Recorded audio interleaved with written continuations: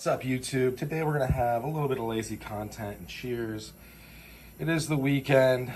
Get some protein powder on that. Here, that's a cleaner side. From Gilly, not the beer, but the koozie.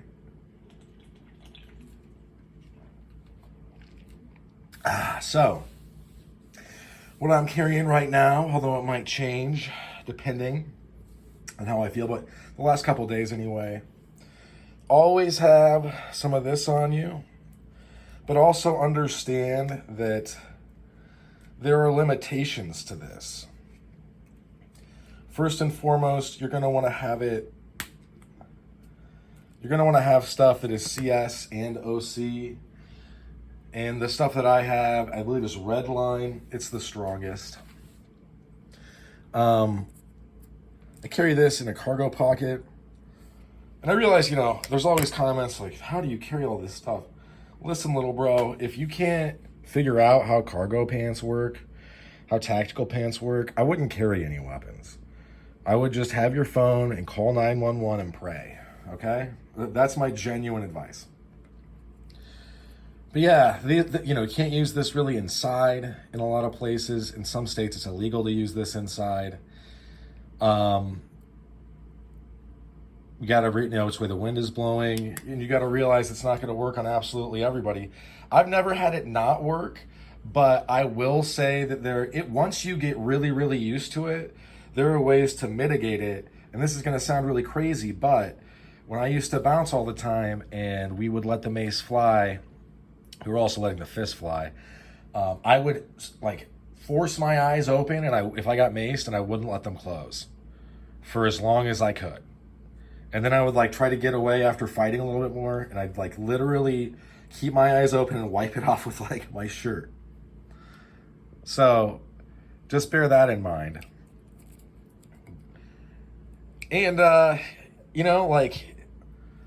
are gonna be times when it's gonna kind of make more sense not to use it. If somebody is approaching you aggressively, would I be ready to use it? Yeah, but I would also get other stuff ready as well. You just gotta you can't have a one-dimensional strategy really ever long term. It might work for a little bit, but it's not gonna work forever. So I always carry this. If people ask what it's for, I say drunks and dogs. It's legal almost everywhere. Pretty much everywhere, I would say. Even in New York, they just make it hard to get a hold of. This is a light. This is the Rebel Throw from County Com. It is super bright.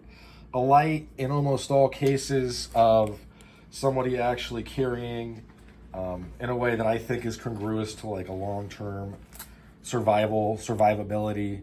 They're going to be using this as their first line of defense anytime at night because first, unless you're in a lit area, obviously, but if you're not, it's going on, you're blinding people.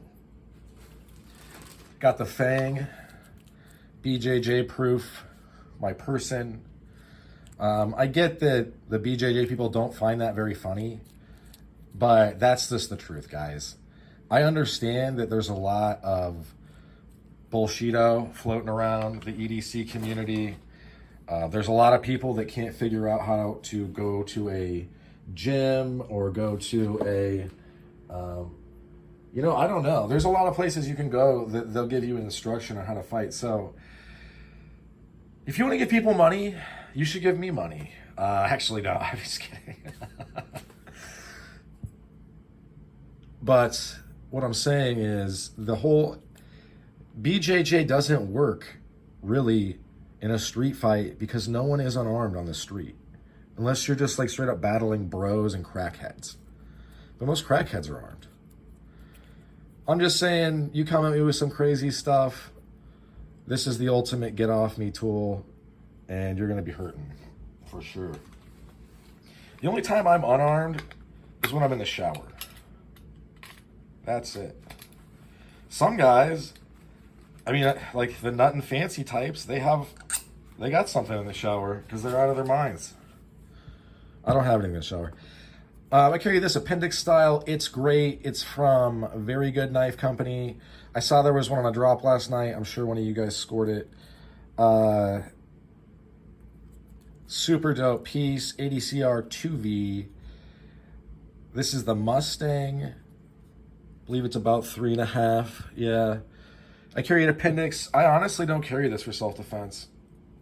I mean, can it be used for that? Sure. But in reality, if I were to use it in that capacity, it would be more a weapon of opportunity. I just happen to be appendix carrying it. This is from Murph Custom Leather, or Murph's Custom Leather. Corey Owens. Corey with no E. Very nice piece. This is his new lead, I should say weight, shape. It's about 1 ounce heavier than the old disc. I just think it looks a little bit cooler. Although I do like the ones that are just perfect circles. I think they're a unique looking piece. The impact weapons are really great tools because you can scale up and down the force very easily, and the lethality can also be scaled up and down. You don't have to crack somebody's head open. There's always the solar plexus. There's always the collarbone, sternum strikes, wrist, elbow, hands, knees. It'd be weird, but you could punch somebody really hard in the hip flexors and probably accidentally cripple them. Cheers, 1 second.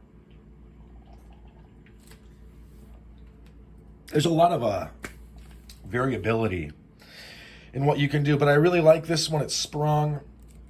It's more of a pocket hammer than a pocket whip.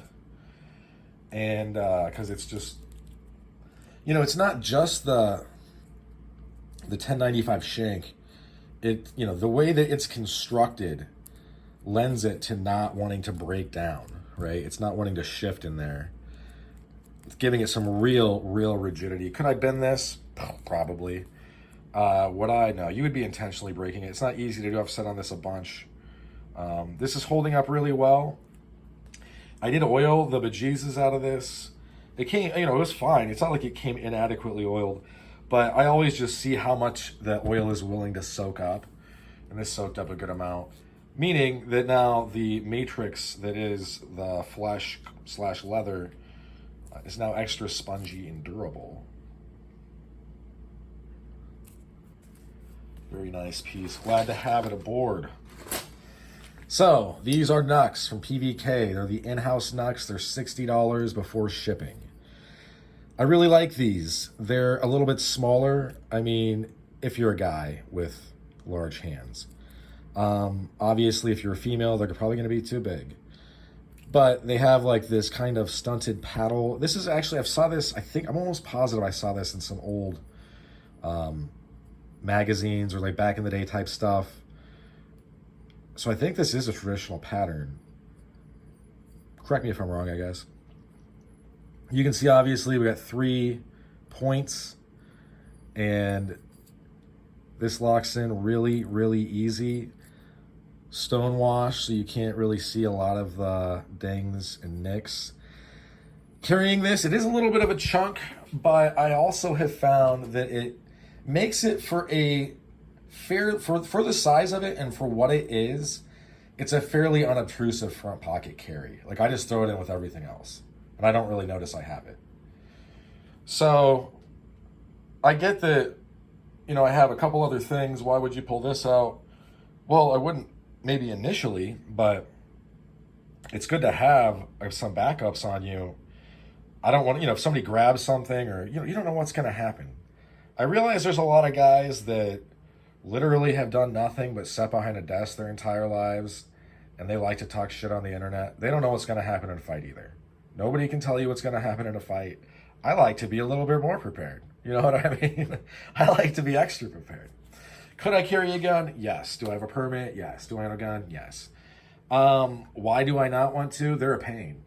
Guns are not necessarily easy to carry. I'm a little bit lazy, and I don't need a gun, to be honest with you. If you research the 21-foot rule at all, you'll quickly realize that you being even in the same room as somebody else means that they're going to be on top of you before you can draw anything from anywhere, no matter what. With maybe the exception of having this in a knife pouch on your tactical pants because your hands are already there anyway. But what I'm saying is, these are basically melee guns, if you want to think of it that way.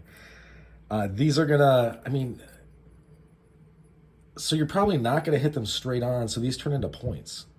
So you have some pretty serious points. But what I like about the points, they don't catch your clothes, you don't feel them, they're not overly obtrusive. This is a very nice little piece, especially for 60 bucks. It's still 60 bucks. It's been 60 bucks.